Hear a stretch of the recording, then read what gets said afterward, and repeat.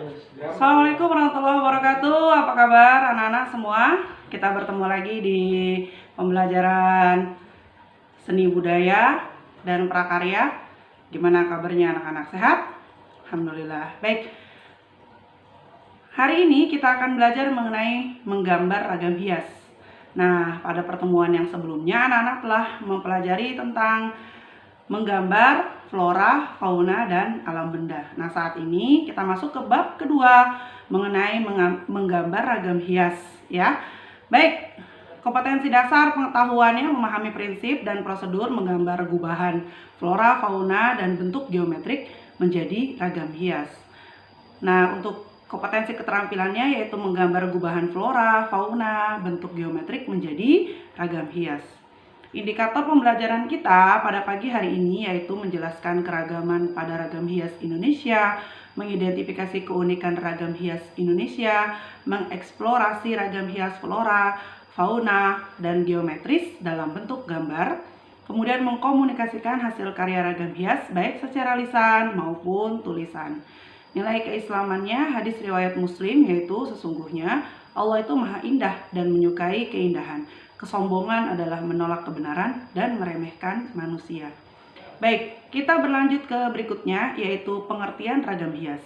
Ragam hias atau biasa disebut dengan ornamen merupakan bentuk karya seni rupa yang sudah berkembang sejak zaman prasejarah dengan menampilkan sebuah riasan atau motif sebagai identitas suatu karya seni itu sendiri. Nah, kita tinggal di Indonesia, sebagai negara kepulauan memiliki banyak sekali ragam hias.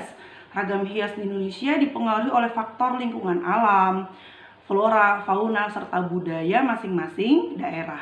Nah, pembuatan ragam hias didasarkan atas kebutuhan masyarakat, baik yang bersifat praktis maupun yang terkait dengan kepercayaan atau agama. Nah, anak-anak sering lihat ya kalau di Kalimantan itu ada ukiran-ukiran kayu yang berbentuk manusia ya, atau kita sebutnya figuratif ya, itu untuk menyembah roh leluhur mereka. Nah, kemudian menggambar ragam hias dapat dilakukan dengan stilasi. Ya, apa itu stilasi? Penggayaan ya, menggayakan ya, dengan menyederhanakan bentuk objek yang menjadi sumbernya dengan pertimbangan keindahan. Selain itu, gambar hias juga harus disesuaikan dengan fungsinya. Nah, ada beberapa motif ragam hias ya. Nah, nanti anak-anak bisa lihat pada gambar berikut. Motif ragam hias diantaranya ada motif flora, kemudian ada motif ragam hias fauna, kemudian ragam hias figural, ya, kemudian ragam hias geometris, seperti itu. Nah, kita berlanjut ke berikutnya yaitu pola ragam hias. Ragam hias biasanya memiliki pola atau susunan yang berulang. Semua unsur ragam hias ada yang mengikuti pola tersebut sehingga ragam ornamen tampak teratur dan terukur. Misalnya, untuk ragam hias geometris biasanya mengikuti pola yang saling menyilang, zigzag, atau berputar mengikuti lingkaran. Nah, pola ragam hias juga dapat dibuat dengan cara yang tidak teratur, namun tetap diperhatikan keseimbangannya. Misalnya, gambar hias pertama dibuat dengan ukuran lebih besar, kemudian yang pola kedua dibuat lebih kecil, kemudian pada pengulangan ketiga dibuat dengan ukuran besar lagi. Nah, teknik menggambar ragam hias ada beberapa hal yang anak-anak perlu perhatikan, yaitu pola bentuk yang akan digambar. Apakah motif fauna, flora, geometris, atau figuratif. Nah, persiapkan referensinya. Misalkan anak-anak cari dulu fotonya yang mau digambar, atau cari foto bunga atau tumbuhan yang biasa tumbuh di Indonesia sebagai sumber inspirasi kita untuk menggambar. Kemudian siapkan alat dan media gambar yang dapat menunjang pola bentuk yang akan digambar. Jika ragam ornamen yang akan kamu gambar memiliki detail, maka ukuran dan arah dan presisi persiapkan juga penggaris dan pensil yang runcing. Kemudian tentukan ukuran pola atau gambar yang dibuat. Salah satu kata kunci ragam hias adalah pengulangan. Maka ukuran pola gambar harus cukup untuk diulang beberapa kali pada media. Misal minimal ada 5-6 jajar pola pengulangan dalam satu kertas. Maka kita harus mempersiapkan kertasnya. Misalkan kertasnya kertas gambar A3, atau kalau dicukupkan untuk kertas A4 maka harus cukup dengan media gambarnya.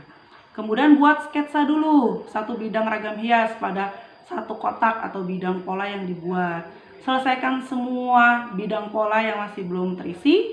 Kemudian terakhir baru mulai warnai dan rapihkan semua gambar hias yang telah mengikuti pola tersebut. Nah, pada pertemuan kali ini anak-anak diminta mengelompokkan gambar-gambar yang Bu Ambar berikan.